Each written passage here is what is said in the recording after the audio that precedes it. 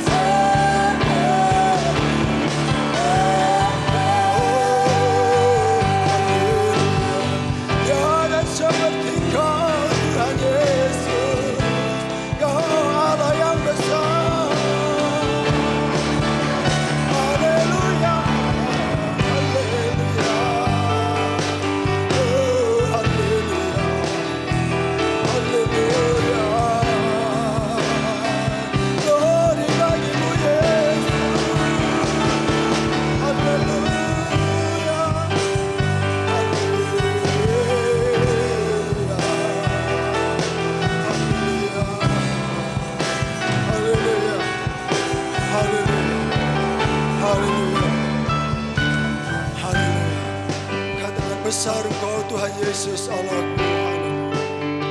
Haleluya.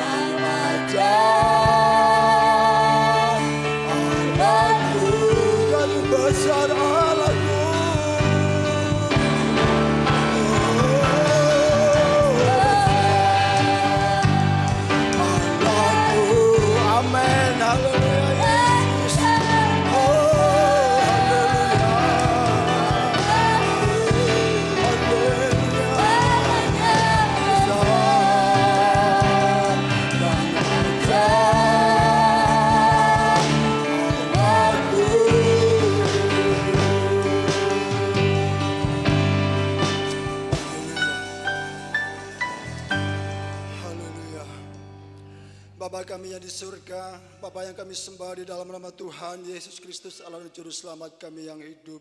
Sungguh Tuhan, Engkau Allah yang dahsyat, Engkau Allah yang besar, Engkau Allah yang layak dipuji, dimuliakan Tuhan. Bagimulah Bapa segala pujian, segala hormat dan kemuliaan sampai selama-lamanya Bapa. Tuhan kami bersyukur, kami terima kasih kepada Engkau Tuhan. Engkau Bapa yang terlalu baik dalam kehidupan kami Tuhan. Terima kasih buat kasih setiamu Tuhan. Terima kasih buat berkat-berkat-Mu sepanjang kehidupan kami Tuhan. Biarlah pagi ini ya Bapa, kami bersama jemaat-Mu. Kami datang kepada Engkau Tuhan. Kami mau membalas cinta kasih Engkau Tuhan. Lewat ibadah kami pada saat ini Tuhan. Kami mau persembahkan pujian syukur kami, penyembahan kami kepada Engkau Tuhan.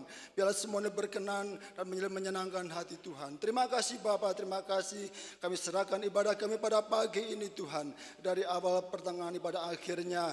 Di dalam nama Tuhan Yesus Kristus adalah Juru Selamat kami. Kami berdoa dan mengucap syukur. Haleluya. Amin. Persilakan duduk. Haleluya. Shalom Bapak Ibu. Siap memuji Tuhan. Pagi ini kita akan menaikkan pujian syukur kita kepada Tuhan Yesus. Sebab Dia Allah yang terlalu baik dalam kehidupan kita. Haleluya. Kita bersyukur bersama-sama. Bersyukurlah kepada Tuhan. Sebab Dia Allah yang baik.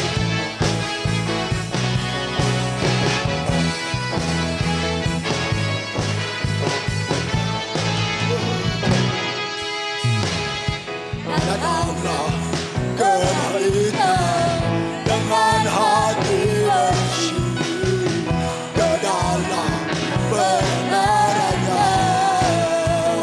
Dengan hati bersuka rasakan dan lihatlah betapa baik Tuhan bagi yang berlindung padanya.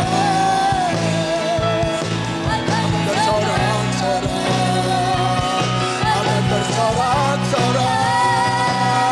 bersyukurlah kepada Tuhan, sebab Ia baik, balasannya selamanya, kasih setia. Bersyukurlah kepada Tuhan, sebab Ia baik, balasannya selamanya. Kami undang Bapak Ibu, makin berdiri bersama-sama. Kita pujikan dengan segenap kekuatan kita. Dia Allah yang baik buat kita. Dengan hati bersyukur ke dalam kebenaran-Nya. Dengan hati bersyukur, rasakan kebaikan Tuhan.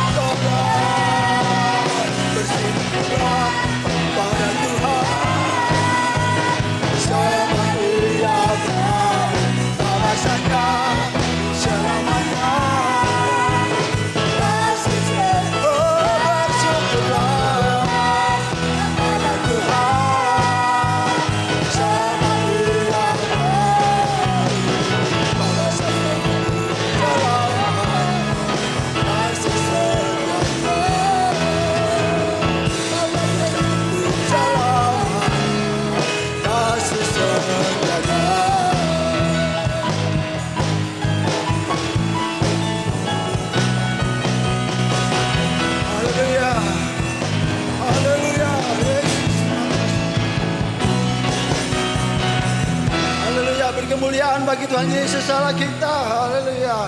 Persilakan duduk. Haleluya.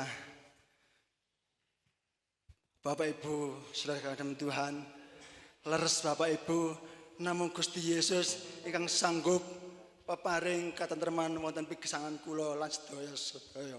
Amin. Haleluya. Milo tidak usah khawatir, tidak usah bimbang. Gusti Yesus memberkati. Kita belajar bersama-sama pujian Jawa.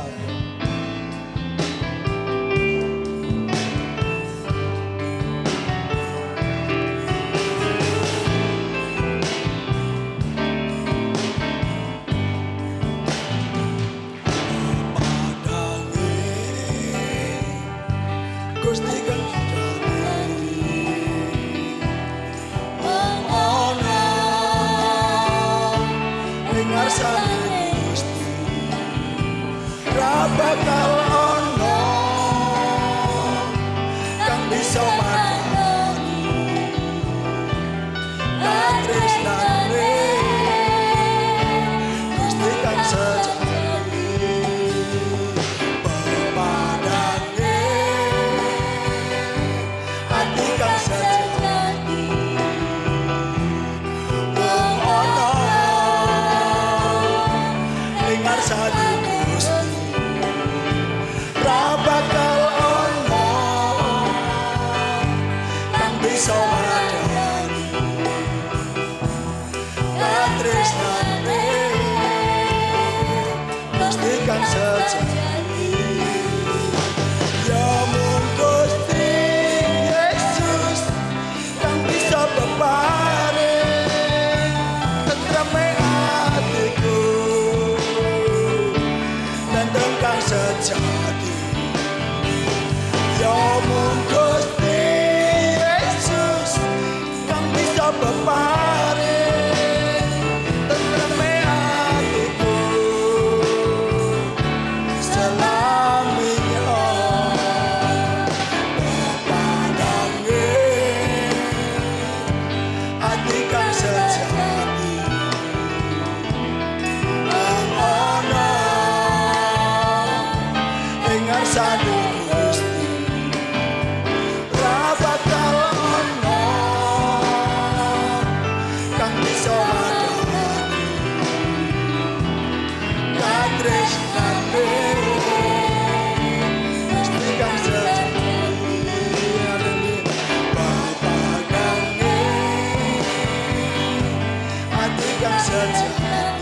kami undang Bapak Ibu berdiri bersama-sama. Kita pujikan dengan tarian kepada Tuhan. Haleluya. Bakal ono yang bisa madani katresnane Gusti kang sejati ya mung Gusti Yesus kang bisa peparing tentreme atiku tentrem kang sejati ya mung Gusti Yesus kang bisa peparing padane atiku selaminya pepadange haleluya ati kang sejati ono ing ngarsane Gusti bakal ono kang bisa madani katresnane Gusti kang sejati ya mung Gusti Yesus kang bisa peparing tentreme atiku tentrem kang sejati ya mung Gusti Yesus kang bisa peparing padane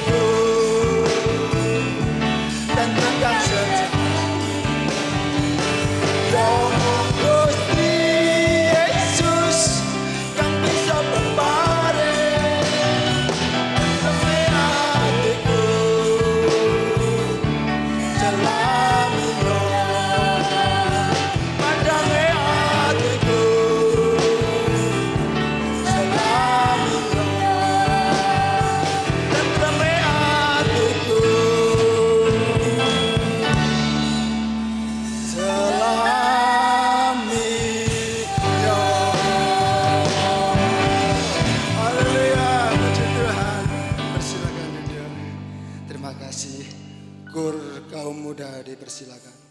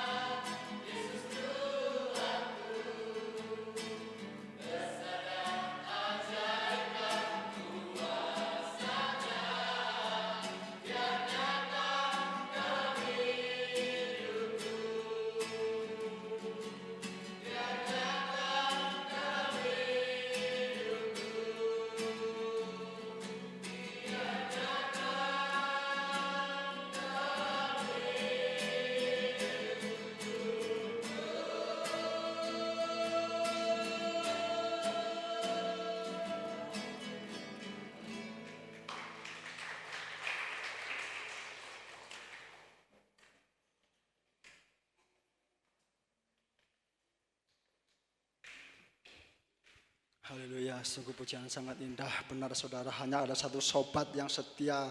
Dia yang selalu ada beserta dengan kita, yaitu Tuhan Yesus Kristus. Tuhan memberkati kita, sahabat. Di pasaannya kita akan memberikan yang terbaik kepada Tuhan. Kita angkat pujian kita bersama-sama, ajaib sungguh ajaib. Persembahan dijalankan.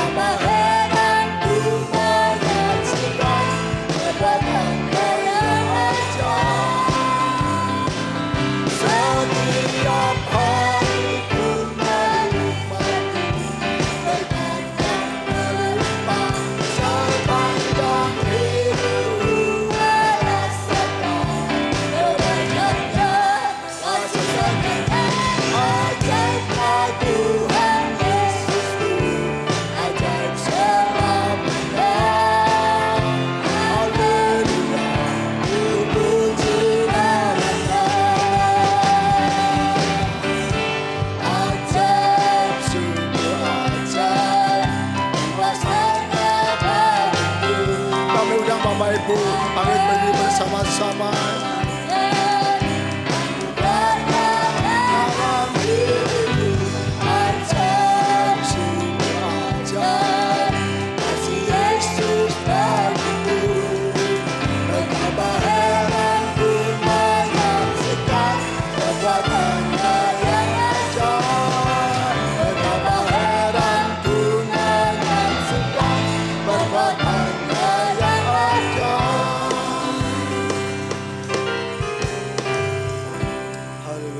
Tetap bangkit berdiri.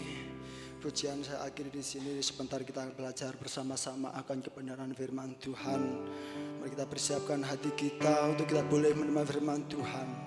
Biarlah firman Tuhan Yesus yang hidup boleh benar-benar hidup di dalam setiap pribadi kita. Haleluya. Dia Allah yang selalu setia, Dia Allah yang mengerti, Dia Allah yang peduli akan keadaan kita. Kita tidak usah takut akan keadaan kita. Tuhan menyertai. Haleluya.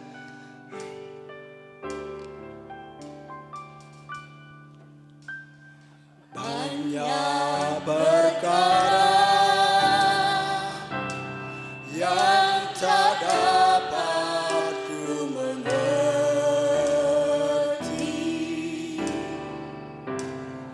Mengapakah harus terjadi di dalam kehidupan ini?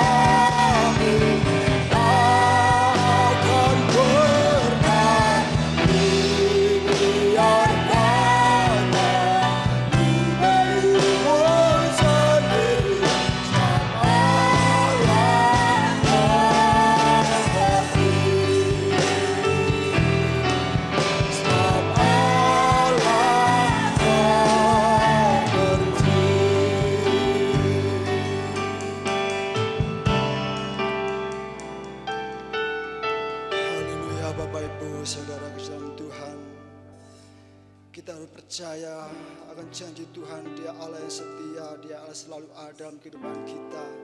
Mungkin pada saat ini kita sedang diperhadapkan pada suatu persoalan yang luar biasa, mungkin bahkan kita tidak mampu menghadapi. Ingat saudara, Tuhan Yesus Dia Allah yang selalu mengerti keadaan kita.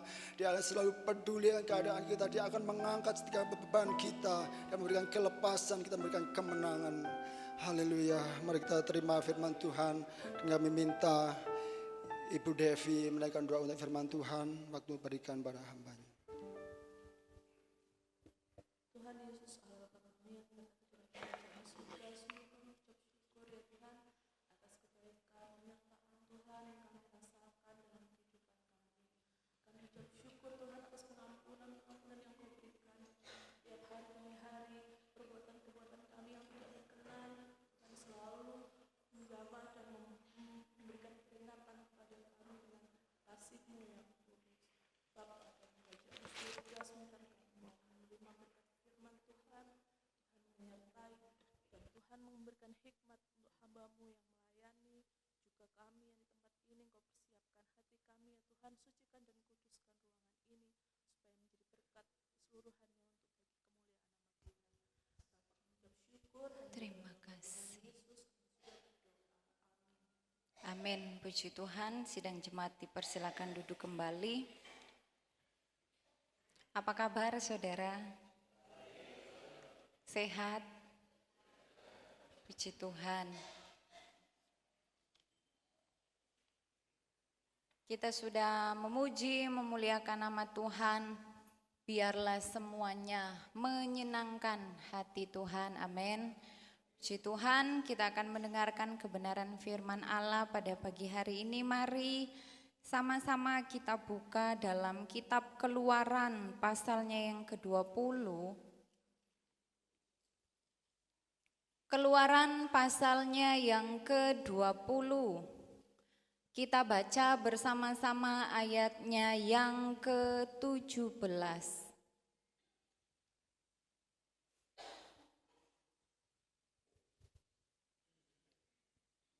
Keluaran pasalnya yang ke-20 ayatnya yang ke-17. Kita baca bersama-sama 2, 3. Jangan mengingini rumah sesamamu. Jangan mengingini istrinya atau hambanya laki-laki atau hambanya perempuan atau lembunya atau keledainya atau apapun yang dipunyai sesamamu. Puji Tuhan, Tuhan memberkati. Tema khotbah pada pagi hari ini, jangan mengingini milik sesamamu atau milik orang lain.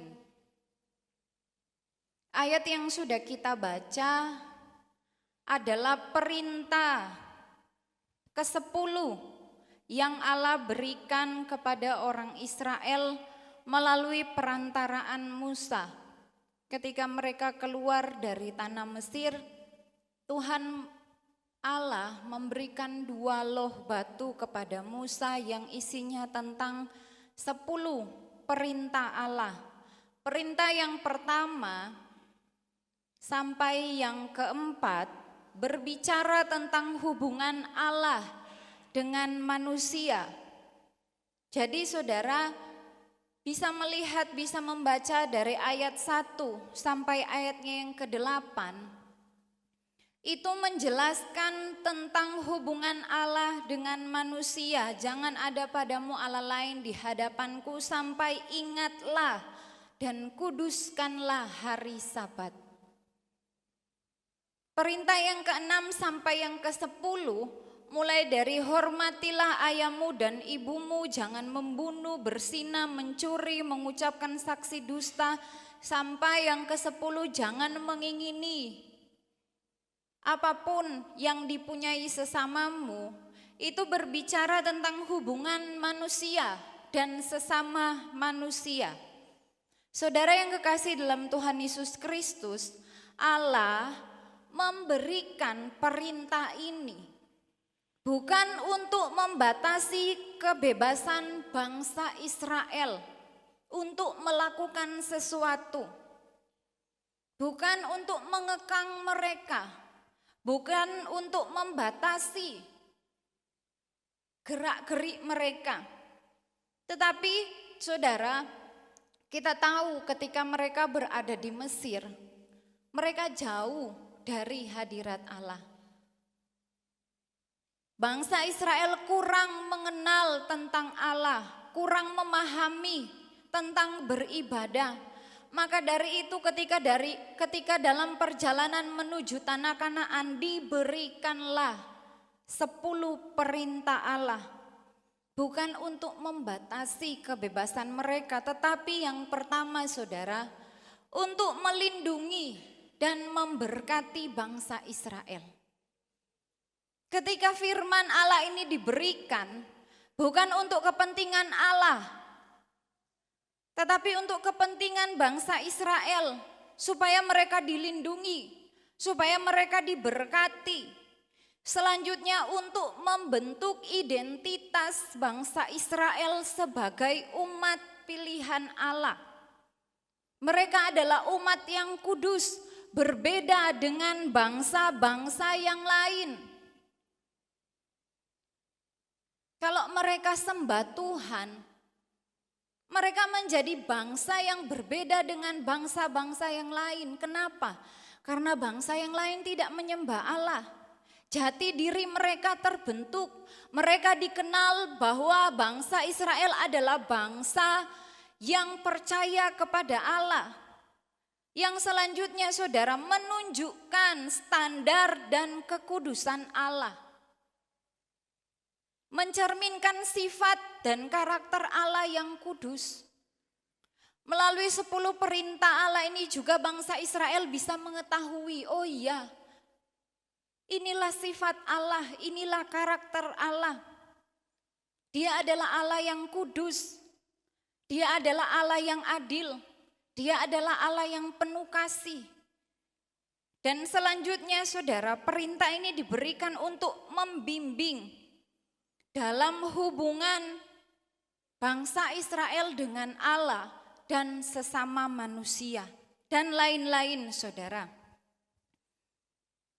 Mengingini dalam KBBI artinya menginginkan. Dalam ayat ini saudara berbicara tentang jangan mengingini rumah sesamamu, jangan mengingini istrinya, hambanya laki-laki, hambanya perempuan, lembunya, keledainya. Itu hal jasmani semuanya.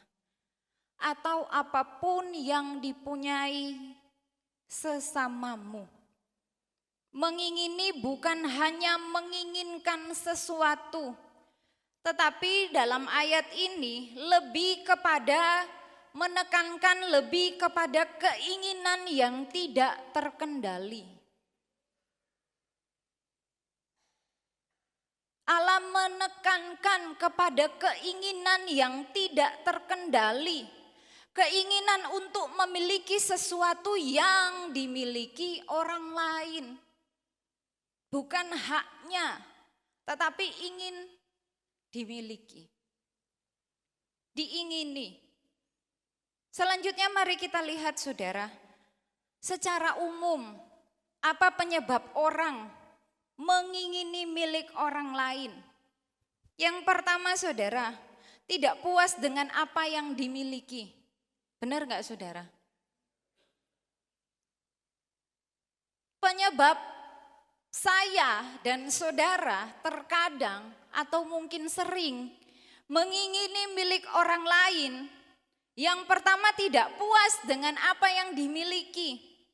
Gak bersyukur. Bahkan ada yang membanding-bandingkan. Sehingga terjadi iri hati. Terkadang karena tekanan sosial. Kalau aku memiliki seperti yang ia miliki, aku akan lebih diakui dalam komunitasku, dalam lingkunganku, dalam masyarakat, dalam pergaulan. Kalau aku mempunyai HP yang kameranya, apa saudara? Boba. Wah, aku kelihatan lebih eksklusif, aku kelihatan lebih di atas rata-rata. Mungkin seperti itu saudara. Dan penyebab selanjutnya saudara karena pengaruh lingkungan. Penyebabnya karena pengaruh dari lingkungan. Bergaul dengan lingkungan yang suka mengingini milik orang lain akhirnya tertular, tercampur, terkontaminasi dengan hal yang demikian. Padahal sebelumnya tidak seperti itu saudara. Dan lain-lain, ada banyak penyebabnya. Kalau saya dan saudara pernah mengalami hal ini, mari kita introspeksi diri. Apa aja sih penyebabnya? Oh, aku benar kurang bersyukur, aku suka banding-bandingkan. Aku enggak puas dengan apa yang aku miliki. Akibatnya apa saudara? Kalau kita terus punya hati, punya keinginan yang tak terkendalikan, keinginan yang salah, keinginan yang negatif, suka milik orang lain, akibatnya apa saudara? Bisa merusak hubungan kita dengan Allah. Kok bisa? Iya, karena dalam Keluaran pasal yang ke-20 ayat 17 ini sudah disampaikan. Jangan mengingini apapun yang dipunyai sesamamu. Ingin saja enggak boleh apalagi diambil saudara. Bisa merusak hubungan kita dengan Allah. Yang selanjutnya bisa merusak hubungan kita dengan sesama. Bisa merusak hubungan kakak dan adik. Bisa merusak hubungan orang tua dan anak. Bisa merusak hubungan sesama masyarakat. Bisa merusak hubungan tim kerja. Dan sebagainya saudara. Kalau keinginan ini enggak bisa dikendalikan. Punyanya orang kita sukai, kita inginkan. Berusaha untuk mendapatkannya. Itu merusak saudara. Bisa merusak diri kita sendiri. Kehilangan damai sejahtera. Kenapa? Hatinya selalu gelisah. Gak puas dengan apa yang dimiliki. Mengingini milik orang lain adalah sebuah keinginan yang salah. Yakobus 1 ayat 14. Mari kita buka saudara. Yakobus 1 ayatnya yang ke-14.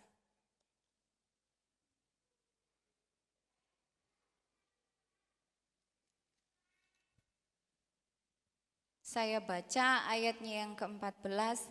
Tetapi tiap-tiap orang dicobai oleh keinginannya sendiri, karena ia diseret dan dipikat olehnya. Ayat 15. Dan apabila keinginan itu telah dibuahi, ia melahirkan dosa. Dan apabila dosa itu sudah matang, ia melahirkan maut. Saudara, tiap-tiap orang dicobai oleh keinginannya sendiri. Menginginkan milik orang lain itu salah. Dan itu keinginan sendiri. Bukan keinginan yang dipaksakan. Bukan keinginan si A dititipkan kepada si B. Itu keinginan pribadi lepas pribadi. Ia diseret dan dipikat olehnya. Apabila keinginan itu telah dibuahi, ia melahirkan dosa. Akibatnya fatal, saudara. Kita lihat contoh. 2 Samuel pasalnya yang ke-11. Mari kita lihat contoh dalam Alkitab. 2 Samuel pasalnya yang ke-11.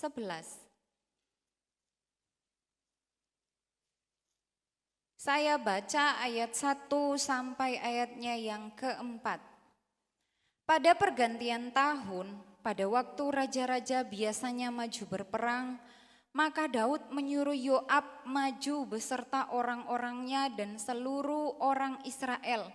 Mereka memusnahkan Bani Amon dan mengepung kota Raba, sedang Daud sendiri tinggal di Yerusalem. Sekali peristiwa pada waktu petang, ketika Daud bangun dari tempat pembaringannya, lalu berjalan-jalan di atas soto istananya, tampak kepadanya dari atas soto itu seorang perempuan sedang mandi. Perempuan itu sangat elok rupanya.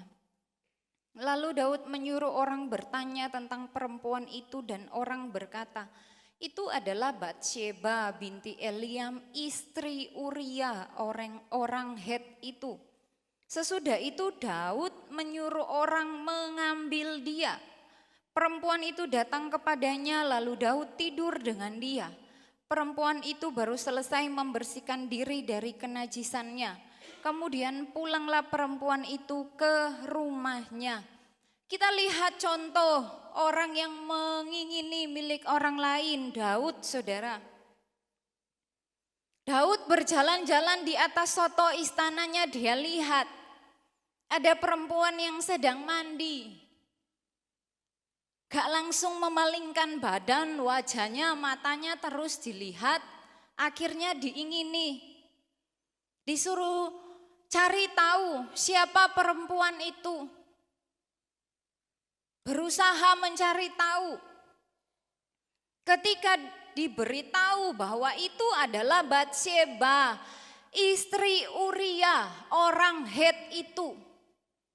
Gak cukup sampai di situ, saudara. Kalau Daud bisa mengendalikan keinginannya yang salah, ketika orang berkata itu Batsyeba, istri Uria. Oh iya, cukup sampai di situ kalau dia bisa kendalikan. Tetapi karena nggak bisa, saudara, keinginan yang salah yang terus diteruskan. Ayat 4 mengatakan sesudah itu Daud menyuruh orang mengambil. Gak cukup sampai di mengingini, saudara.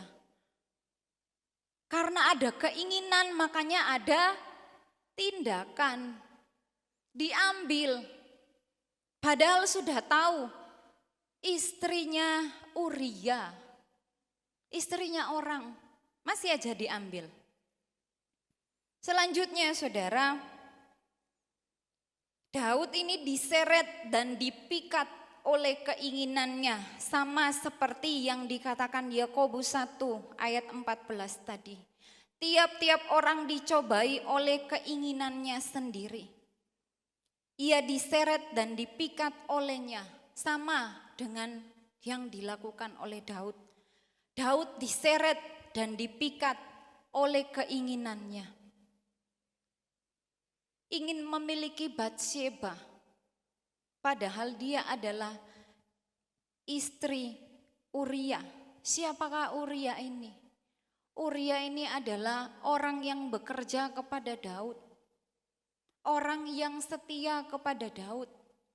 Orang yang bertempur, berjuang dalam medan peperangan. Bukan orang asing. Maka dari itu, saudara, mari kita lihat selanjutnya ayat yang kelima. Lalu mengandunglah perempuan itu dan disuruhnya orang memberitahukan kepada Daud demikian, aku mengandung. Keinginannya telah membuahkan hasil. Batsyeba apa, saudara? Mengandung. Keinginannya telah membuahkan hasil. Ayat 14 sampai ayat yang ke-17. Paginya Daud menulis surat kepada Yoab dan mengirimkannya dengan perantaraan Uria. Ditulisnya dalam surat itu demikian, tempatkanlah Uria di barisan depan dalam pertempuran yang paling hebat. Kemudian kamu mengundurkan diri daripadanya supaya ia terbunuh mati. Lihat, saudara, keinginan yang salah yang tidak bisa terkendalikan membuahkan hasil. Dan masih ada selanjutnya. Daud ngomong ke Yoab. Dia tulis surat, yang bawa surat ini untuk dikirimkan kepada Yoab, yaitu Uria. Di sini kita bisa melihat kesetiaan Uria sebagai seorang bawahan. Daud kasih surat untuk diberikan kepada Yoab, dititipin ke siapa? Ke Uria. Di perjalanan Uria ini enggak buka suratnya. Kalau misalnya dia buka suratnya, dia baca, dia kan pasti tahu perlakuan jahat yang akan dilakukan oleh Daud kepada dirinya. Tetapi dia enggak buka, saudara, bawa aja suratnya. Padahal isinya adalah perintah untuk membunuh Uria. Daud ngomong taruh Uria di medan pertempuran yang paling depan, yang paling hebat. Kemudian Yoab mengundurkan diri. Supaya ketika terjadi peperangan apa saudara, Uria ini bisa terbunuh mati. Supaya orang-orang bisa tahu Uria ini sudah mati. Selanjutnya Daud ini bisa mengambil Batsheba menjadi istrinya. Padahal sebelumnya mereka telah melakukan dosa di hadapan Allah. Pada waktu Yoab mengepung kota Raba, ia menyuruh Uria pergi ke tempat yang diketahuinya ada lawan yang gagah perkasa. Ketika orang-orang kota itu keluar menyerang dan berperang melawan Yoab, maka gugurlah beberapa orang dari tentara dari anak buah Daud. Juga Uria orang Het itu mati. Keinginannya melahirkan dosa. Mengambil istri Uria, selanjutnya membunuh Uria. Keinginannya membuahkan hasil, keinginannya melahirkan dosa. Sama seperti yang dijelaskan di dalam Yakobus 1 ayat 14 dan ayatnya yang ke-15. Kita lihat pasal 12. Ayatnya yang ke-15. Kemudian pergilah Natan ke rumahnya. Dan Tuhan menulahi anak yang dilahirkan bekas istri Uria bagi Daud sehingga sakit. Lalu Daud memohon kepada Allah oleh karena anak itu. Ia berpuasa dengan tekun dan apabila ia masuk ke dalam, semalam-malaman itu ia berbaring di tanah. Maka datanglah kepadanya para tua-tua yang di rumahnya untuk meminta ia bangun dari lantai, tetapi ia tidak mau. Juga ia tidak makan bersama-sama dengan mereka. Pada hari yang ke-7 matilah anak itu. Keinginannya melahirkan maut.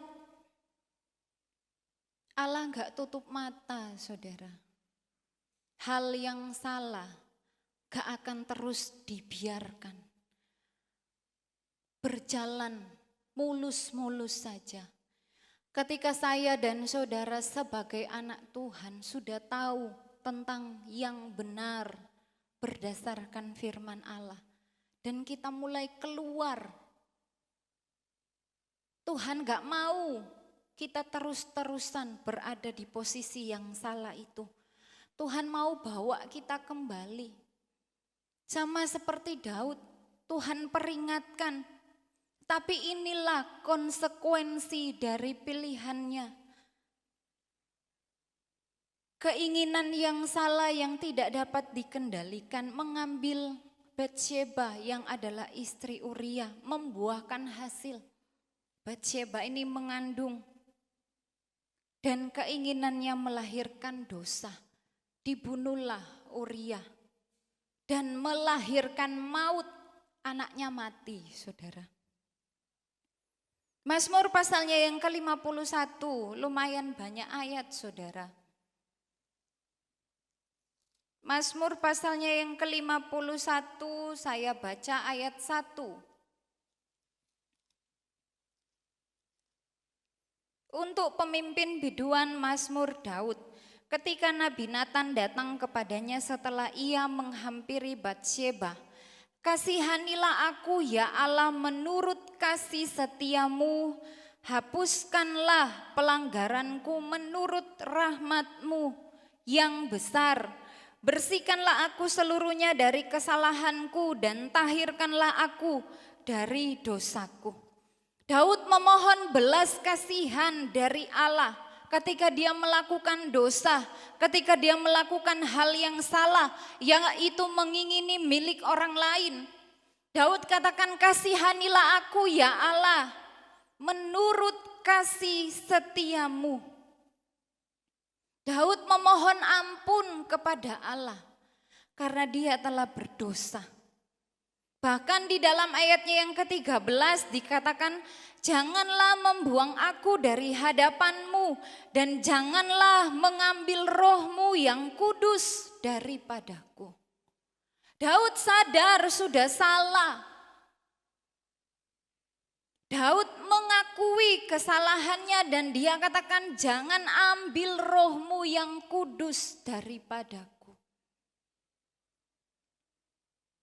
Akibatnya fatal, saudara, ketika kita mengingini milik orang lain.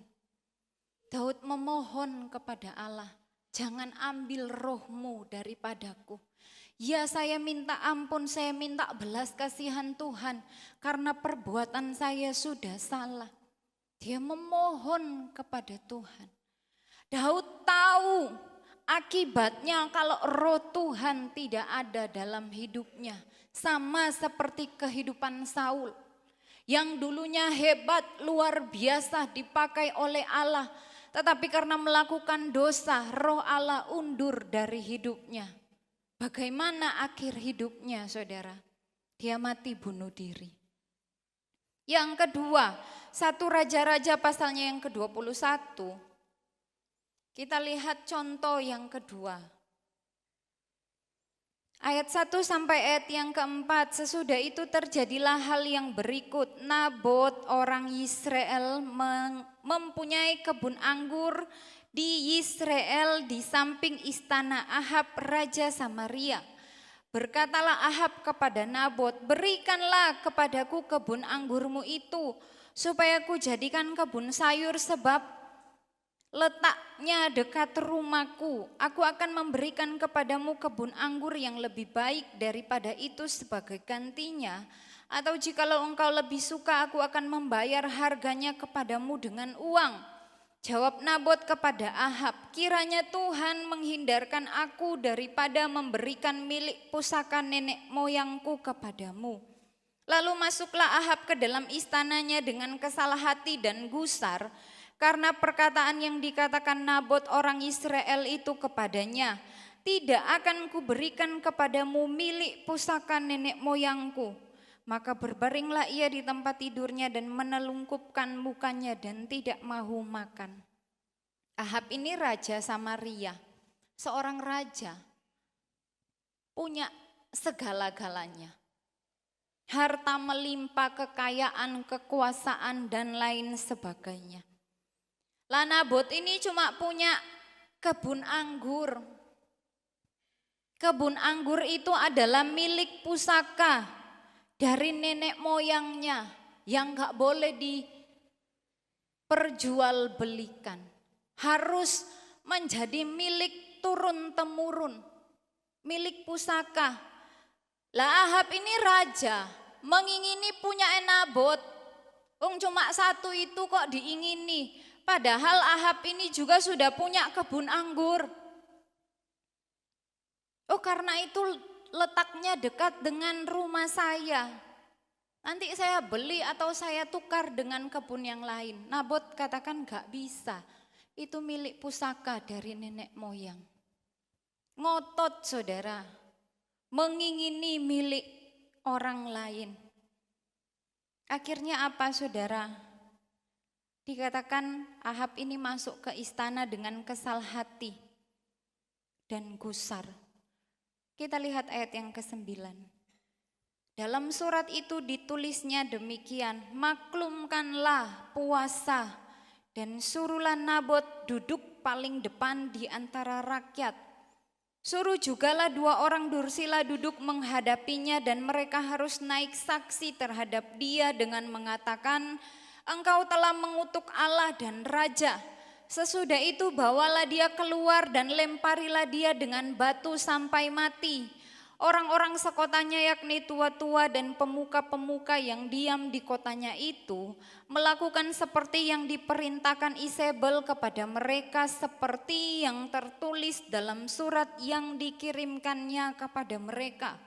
Mereka memaklumkan puasa dan menyuruh Nabot duduk paling depan di antara rakyat. Kemudian datanglah 2 orang yakni orang-orang dursila itu lalu duduk menghadapi Nabot. Orang-orang dursila itu naik saksi terhadap Nabot Di depan rakyat katanya, Nabot telah mengutuk Allah dan raja. Sesudah itu mereka membawa dia keluar kota lalu melempari dia dengan batu sampai mati. Kenapa hal ini terjadi? Karena keinginan Ahab akan kebun anggur Nabot. Gak dikasih, keinginannya gak bisa dikendalikan. Tak terkendali keinginan yang negatif, akhirnya melakukan dosa. Membuahkan hasil saudara, yaitu dosa. Nabot ini difitnah, dikatakan bahwa telah melakukan hal yang salah, telah mengutuk Allah dan raja, akhirnya dilempari sampai mati. Kalau sudah mati, kebun anggurnya jadi milik siapa saudara? Bisa dengan leluasa diambil oleh Ahab. Benar saudara, Bapak Ibu saudara bisa baca di rumah ayat-ayat selanjutnya. Kebun anggurnya menjadi milik Ahab. Kita lihat ayat 17. Tetapi datanglah firman Tuhan kepada Elia orang Tisbe itu bunyinya, bangunlah, pergilah menemui Ahab raja Israel yang di Samaria. Ia telah pergi ke kebun anggur Nabot untuk mengambil kebun itu menjadi miliknya. Katakanlah kepadanya demikian, beginilah firman Tuhan, engkau telah membunuh serta merampas juga. Katakan pula kepadanya, beginilah firman Tuhan, di tempat anjing telah menjilat darah Nabot, di situ jugalah anjing akan menjilat darahmu. Kata Ahab kepada Elia, sekarang engkau mendapati aku, hai musuhku. Jawabnya, memang sekarang aku mendapat engkau karena engkau sudah memperbudak diri dengan melakukan apa yang jahat di mata Tuhan. Sesungguhnya aku akan mendatangkan malapetaka kepadamu. Aku akan menyapu engkau dan melenyapkan setiap orang laki-laki dari keluarga Ahab, baik yang tinggi maupun yang rendah kedudukannya di Israel. Akibatnya apa saudara? Malapetaka akan menimpa Ahab dan keluarganya. Tuhan katakan bahwa aku akan mendatangkan malapetaka kepadamu, mengingini, merampas, mengambil milik orang lain, bukan semakin diberkati, tetapi mendatangkan malapetaka, bukan hanya untuk Ahab seorang diri saja, tetapi Tuhan katakan dan melenyapkan setiap orang laki-laki dari keluarga Ahab. Keluarganya juga ikut kena imbasnya saudara. Dalam perjanjian lama hukumnya seperti itu.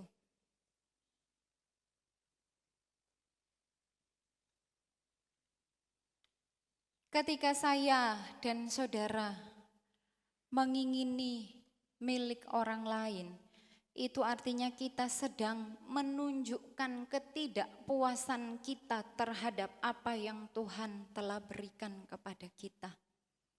Salah Tuhan ini kasih, gak cukup buat aku. Aku maunya seperti si A, melimpah. Aku maunya seperti si B, yang wow, yang keren. Supaya aku semakin kelihatan paling hebat. Makanya ada istilah ya saudara. Gaya elit ekonomi apa? Sulit. Gayanya elit ekonominya sulit. Bahkan sampai mengingini milik orang lain. Kita lihat lagi saudara Yehezkiel 47 ayatnya yang ke-13.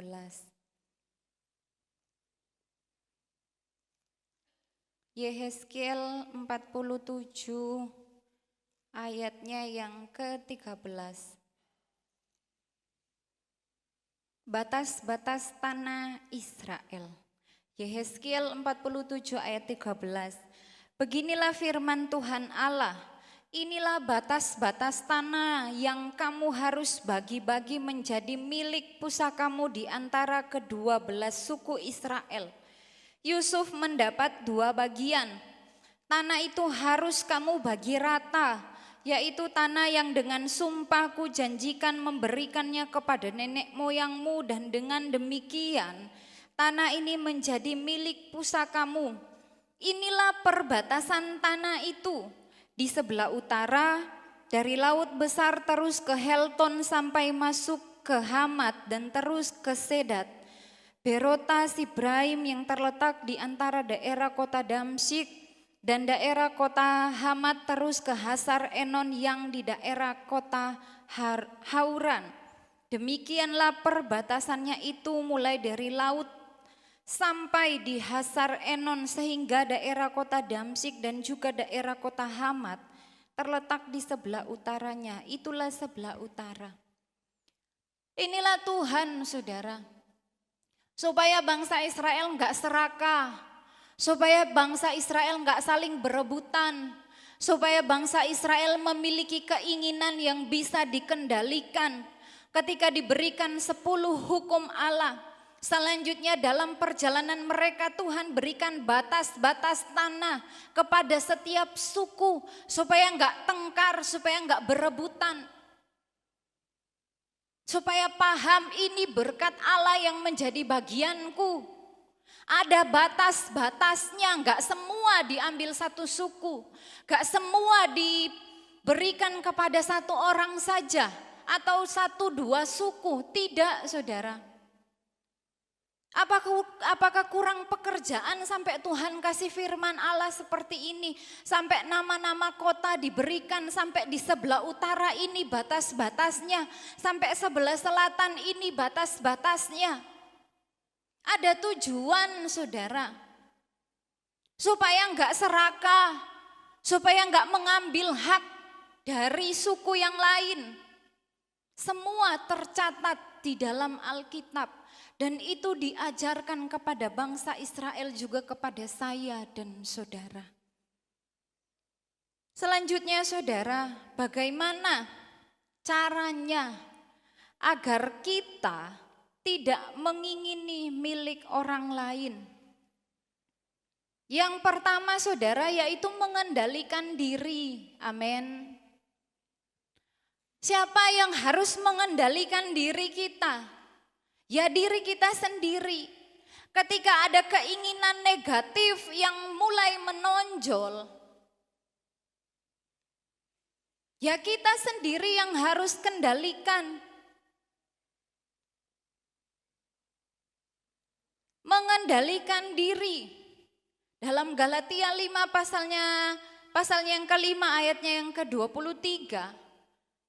Di situ menjelaskan tentang buah roh, yaitu pengendalian diri, self control.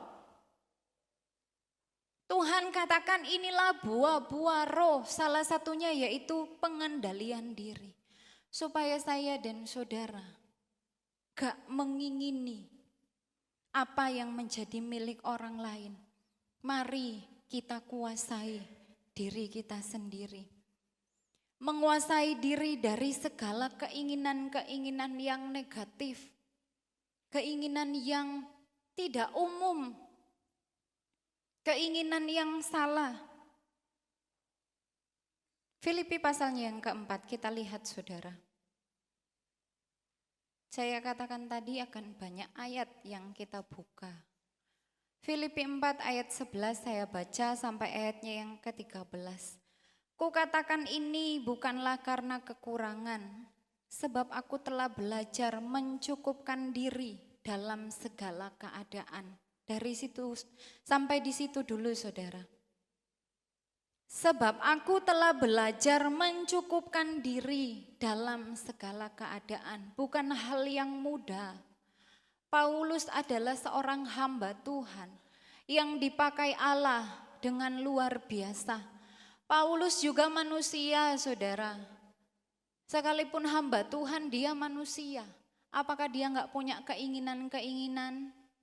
Apakah di dalam pikirannya sebagai manusia hanya terus beritakan firman, beritakan dari kota A ke kota B. Bahkan dia berkeliling kemana-mana saudara. Di Asia kecil banyak tempat yang dia datangi, banyak hal.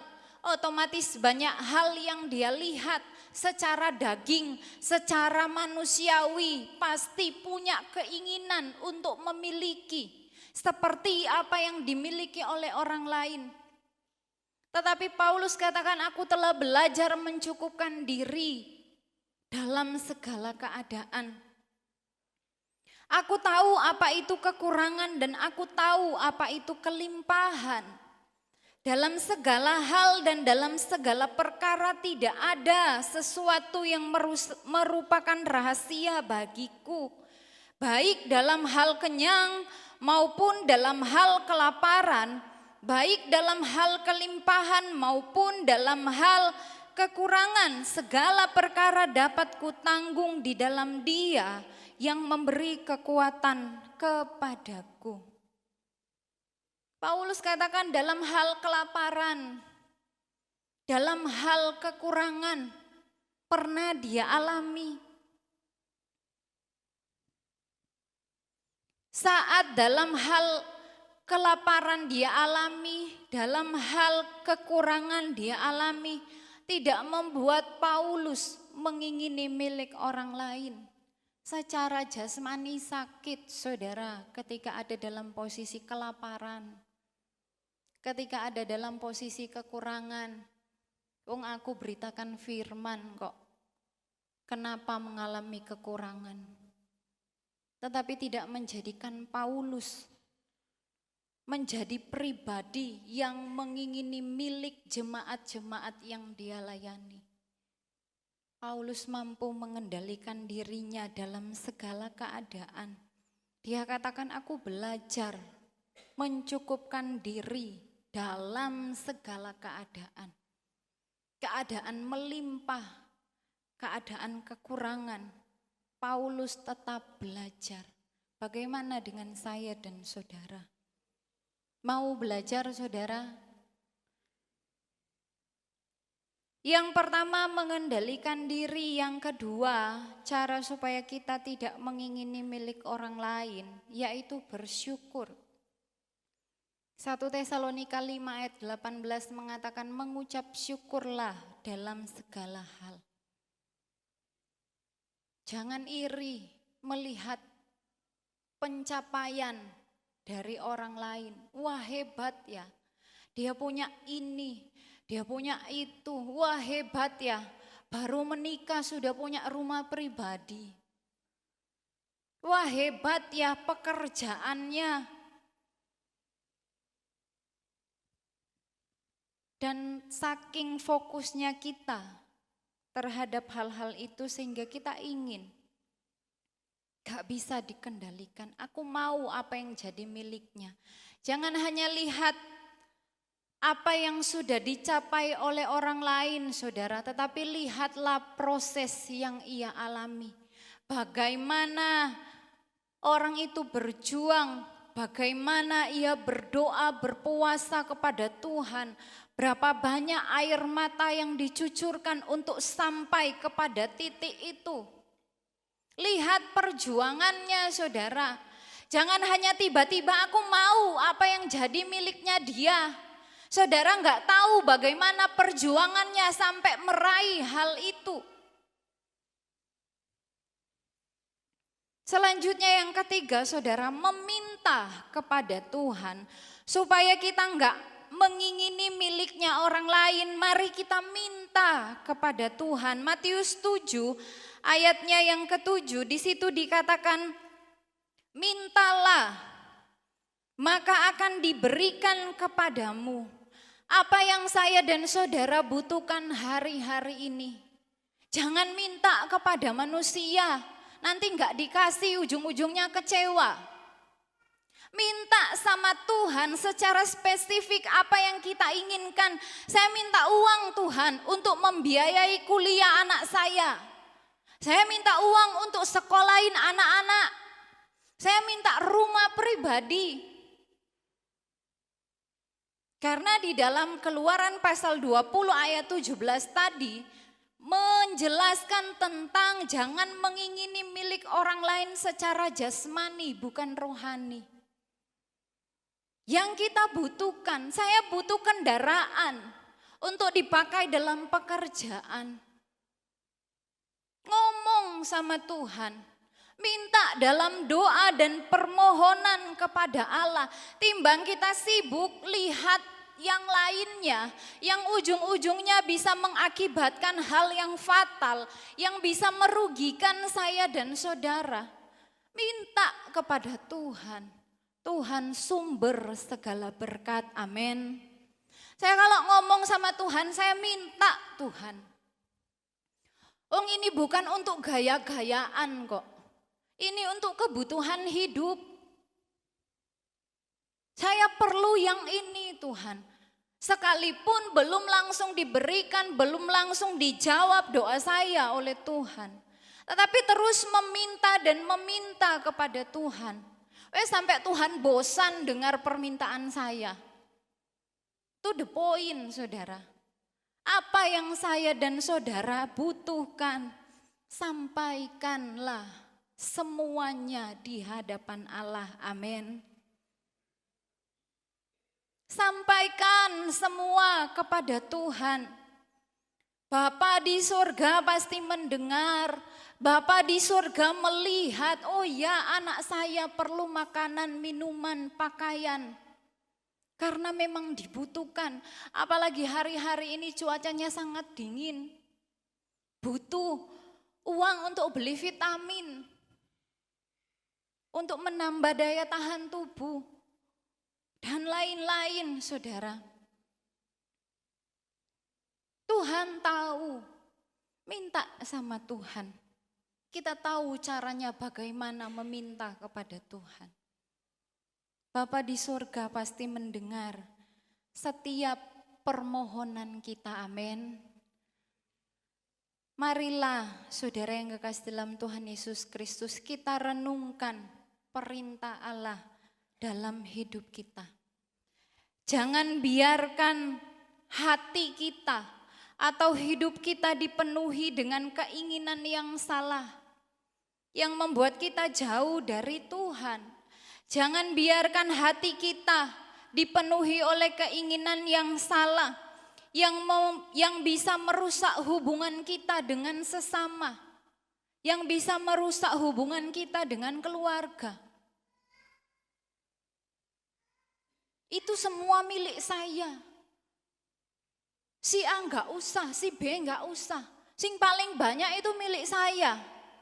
Saya kan anak paling bontot. Ada yang demikian, saudara. Berebutan warisan. Kalau saya, saudara, sekalipun di kampung saya dikatakan, oh kamu dikasih ini ya sama mama, sama orang tua. Kakakmu yang ini, iya. Tetapi itu di kampung sana, saudara. Enggak mungkin saya bawa rumahnya, bawa ke sini. Enggak bisa. Apa yang saya butuhkan lebih baik saya minta sama Tuhan. Terkadang kalau anak-anak meminta kepada oma, opanya dikasih. Tetapi kalau memang ada dalam posisi enggak bisa membantu, ya enggak bisa. Tetapi kalau kita minta kepada Tuhan, Bapa kita, Dia yang punya langit dan bumi, yang tahu segala kebutuhan kita, pasti diberikan oleh Tuhan, amin. Kita mundur saudara, Matius pasalnya yang ke-6, ayatnya yang ke-8. Matius pasalnya yang ke-6, ayatnya yang ke-8, ayat terakhir. Jadi janganlah kamu seperti mereka, karena Bapamu mengetahui apa yang kamu perlukan sebelum kamu minta kepadanya. Sebelum minta saja Tuhan sudah tahu, saudara. Apalagi kalau kita minta, apalagi kalau kita datang merendahkan diri di hadapan Tuhan. Apalagi kalau kita berdoa dan berpuasa memohon kepada Tuhan. Bukan memaksa, saudara, tetapi memohon. Ketika itu berkenan di hadirat Allah. ketika itu sesuai dengan kehendak Tuhan, sekalipun kelihatannya lambat, tapi pasti saudara, pasti diberikan oleh Tuhan. Dan itu tidak akan merugikan saya dan saudara. Itu akan menjadi berkat bagi kita. Mari belajar mengendalikan diri. Kita sebagai manusia enggak ada yang sempurna. Masih dalam proses pembelajaran semuanya. Semuanya sementara berproses. Gak ada yang paling hebat, gak ada yang paling bisa. Masih belajar, masih jatuh bangun saudara. Tetapi kita mau terus dan terus belajar. Mengendalikan diri kita. Kadang lost control saudara, gak terkendali. Tetapi kita mau kembali lagi kepada firman Allah. Roh Kudus ingatkan, ini loh kamu mulai ingin punya orang. Melakukan cara-cara yang salah supaya itu terpenuhi. Roh Kudus ingatkan itu salah. Kita ingat, oh iya. Lebih lagi bersyukur dengan apa yang Tuhan sudah berikan. Dan selanjutnya lebih lagi meminta kepada Tuhan. Apa yang kita perlukan, mari kita belajar melakukan perintah Allah dalam kehidupan saya dan saudara. Roh Kudus yang akan menolong dan memampukan kita. Puji Tuhan, Tuhan Yesus memberkati kebenaran firman Allah. Sampai di sini sama-sama kita bangkit berdiri. Bapa yang kekal,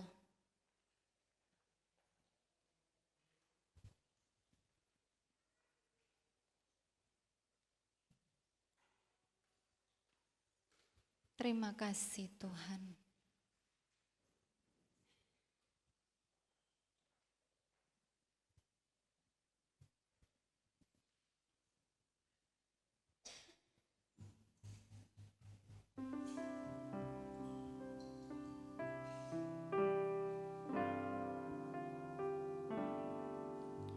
Kasih yang sempurna tak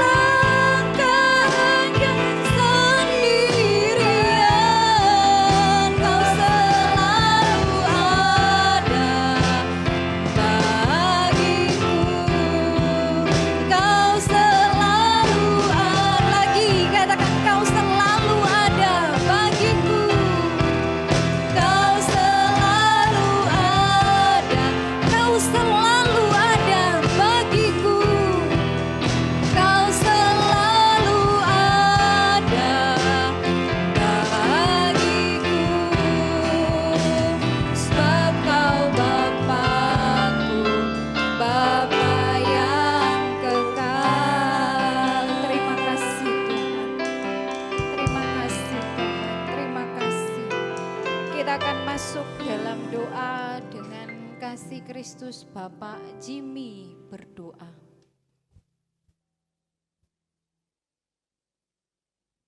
Bapa kami dalam surga, Tuhan, terima kasih Terima kasih.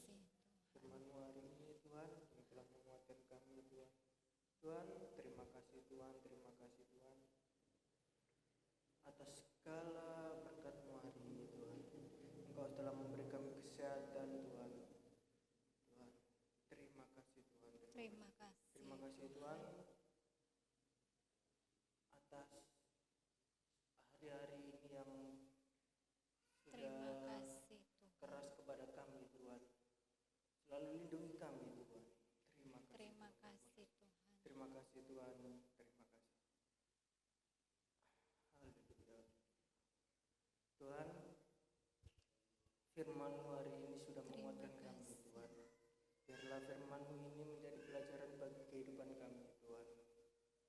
Biarkanlah hari-hari ini supaya kami kuat untuk menjalani kehidupan kami, Tuhan. Terima kasih. Terima kasih Tuhan, terima kasih. Dalam Bapa kami dalam surga, dikuduskanlah nama-Mu. Haleluya, haleluya, amin. Amin. Puji Tuhan, Tuhan Yesus memberkati. Jemaat dipersilakan duduk kembali. Kita akan memberikan korban persembahan. Diberkatilah orang yang mengandalkan Tuhan.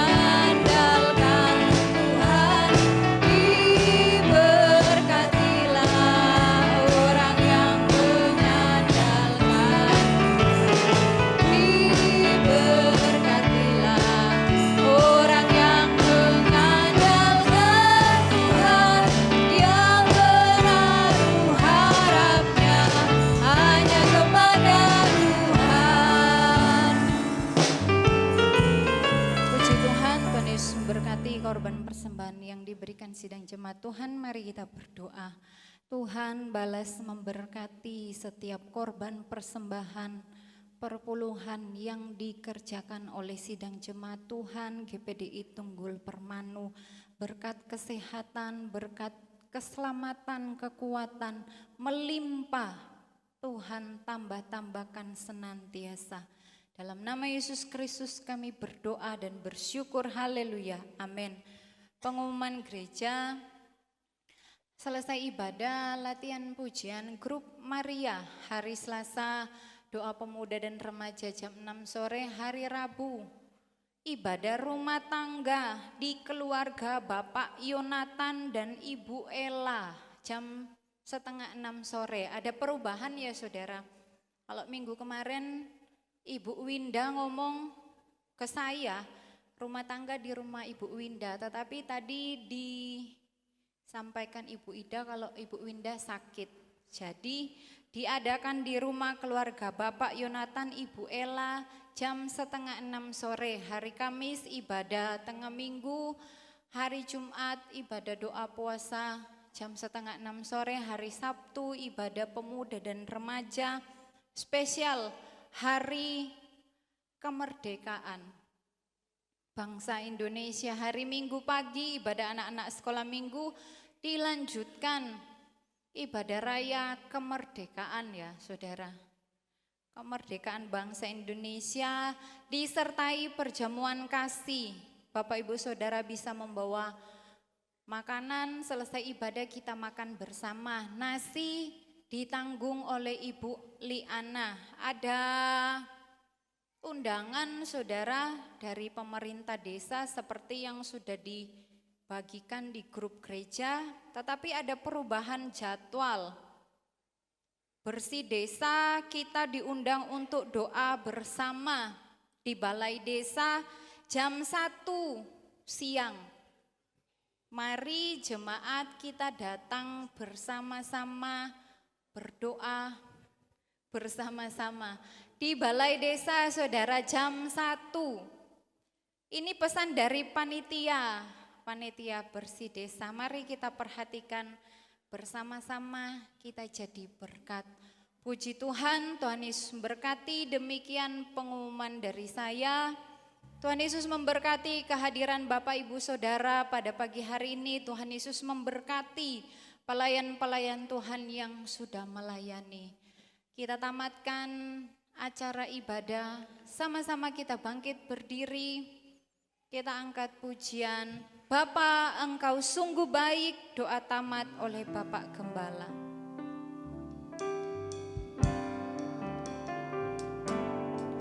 Bapa,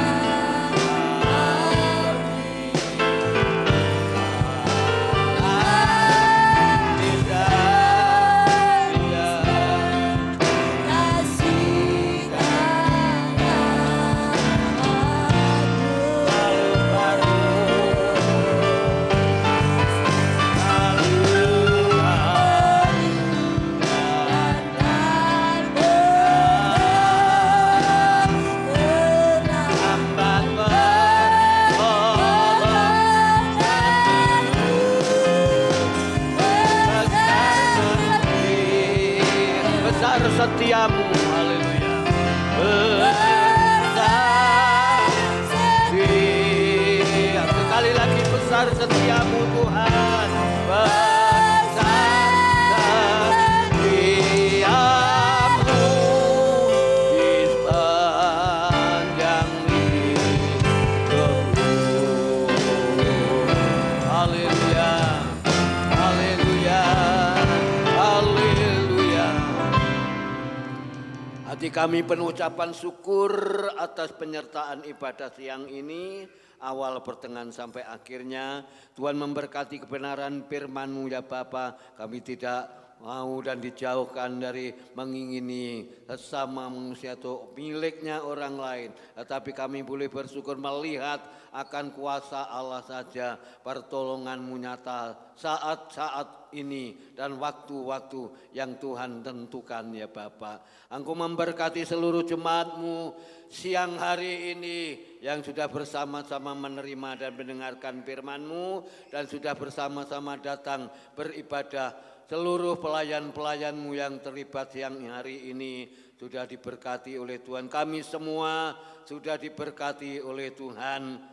Pada saat siang ini ya Bapa, sebentar berlatih pujian grup Maria dan kami serahkan dalam tangan Engkau ya Tuhan. Berkati seluruh pekerjaan jemaat-Mu, usahanya, rumah tangganya, keperluannya, kebutuhannya, pergumulannya pun juga Engkau memberkati ya Bapak. Berdoa buat yaitu masyarakat terkhusus, yaitu desa Permanu, Bapak Lurah, Bu Lurah, perangkat desa semua, maupun keamanan linmasnya semua, dimana kalau nanti hutan Yesus sore jam 1 akan mengadakan dalam doa bersama untuk pelaksanaan bersih desa besok. Tuhan tolong ya Bapak seluruh panitia, beri roh hikmat marifat ya Bapak, dan kehadiran jemaat-Mu di GPDI Tunggul Permanu menjadi berkat dan diberkati oleh Tuhan. Terima kasih Bapak, beri kekuatan, beri kesehatan kami semua untuk kami bisa melakukan dan bisa datang semuanya untuk kami senantiasa, oh haleluya, membawa di dalam doa di desa kami diberkati oleh Tuhan. Desa Permanu, Dusun Lowok, Dusun Tunggul, Dusun Blau diberkati oleh Tuhan. Sementara kami akan berpisah, jauh dekat perjalanan kami Allah hantar. Sepanjang minggu ke depan beri kekuatan, kesehatan di dalam kehidupan kami masing-masing ya Bapak. Terima kasih dan kami akan mengakhiri ibadah ini dan kami akan pulang bersama-sama. Kami diberkati oleh Tuhan, kami disertai oleh Tuhan. Bapak Ibu saudara kalian dikasihi Tuhan, terimalah berkat sukacita, damai sejahtera yang datang dari Allah Bapa, Anak dan Roh Kudus menyertai kita sekalian siang ini sampai Maranatha Tuhan Yesus datang yang dua kali. Pulanglah dengan kemenangan, sukacita, damai sejahtera, berkat Abraham, berkat Ishak, berkat Yakub ada dalam hidup kami bersama. Kami mengakhiri ibadah siang ini dan kami sudah memberkati seluruh kehadiran kami. Jemaat-Mu diberkati oleh Tuhan. Di dalam nama Tuhan Yesus Kristus kami mengakhiri ibadah ini. Haleluya. Amin. Selamat siang Bapak Ibu dan sekalian, Tuhan Yesus memberkati.